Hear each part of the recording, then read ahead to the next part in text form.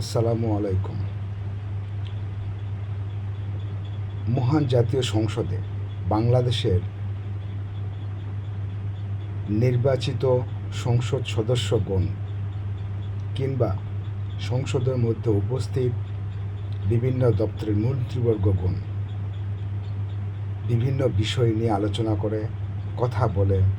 কোনো সংসদ সদস্য সংবিধান ব্যাখ্যা করার এখতিয়ার স্বরাষ্ট্রমন্ত্রীর আছে কি না, কিংবা সংবিধান নিয়ে সংবিধানের সকল বিষয় ব্যাখ্যা শুধু আইনমন্ত্রীই করবে কি না, এই বিষয়গুলো স্বরাষ্ট্রমন্ত্রী সংবিধানের ব্যাখ্যা করার এখতিয়ার রাখে কিনা, এবং তিনি সংবিধানের ব্যাখ্যা প্রদান করলে অন্য সংসদ সদস্য সেটাকে ইন্ডিকেট করে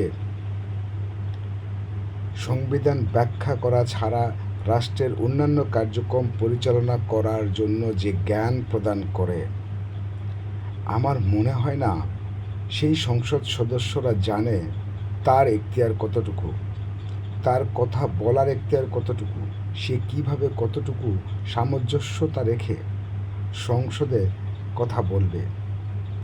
আর একটা বিষয়, সংবিধানের সঠিক ব্যাখ্যা প্রদান করতে গিয়ে যে কোনো সংসদ সদস্য কিংবা মন্ত্রীবর্গ, নির্বাচিত প্রতিনিধি ব্যাখ্যা করতেই পারেন। আপনি যে ধারায় নোটিশ করতে পারবেন, যে ধারায় নোটিশ করলে আপনি 30 মিনিট সময় পাবেন আলোচনা করার জন্য, আপনি সেই ধারায় নোটিশ করে যদি 2 ঘন্টা সময়ের আবেদন করেন আলোচনার জন্য, সেটার যদি সঠিক ব্যাখ্যা স্বরাষ্ট্রমন্ত্রী দেয়, তাহলে সেটাতে অন্যায় কিসের? সেটার জন্য কেন স্বরাষ্ট্রমন্ত্রী সংবিধানের সঠিক ব্যাখ্যা প্রদান করতে পারবেন না?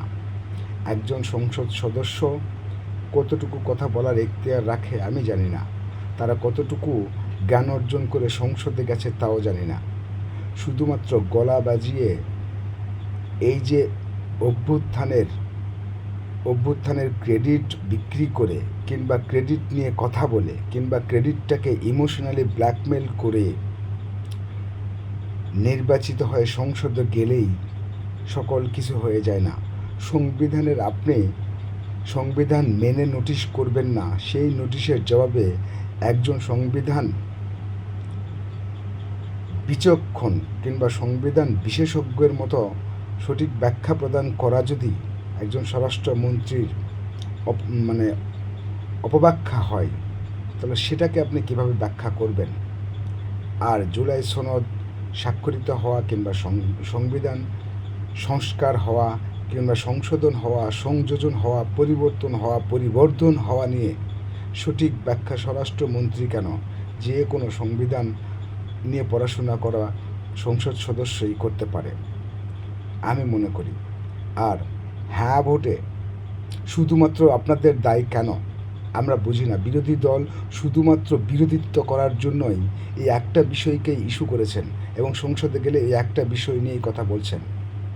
সরকার দল যেই জুলাই সনদটাকে সঠিকভাবে, সঠিক প্রক্রিয়ায়, সাংবিধানিক প্রক্রিয়ায় বাস্তবায়নের জন্য ডিবেট করতে চায়, বাস্তবায়নের জন্য আলোচনা করতে চায়, সঠিক পন্থায় নোটিশ নিয়ে আলোচনা করে সেটাকে পাকাপোক্তভাবে, দীর্ঘমেয়াদী পরিকল্পিতভাবে এগিয়ে যেতে চাই, সেটার বিরোধিতা করার আমি কোনো কারণ দেখি না।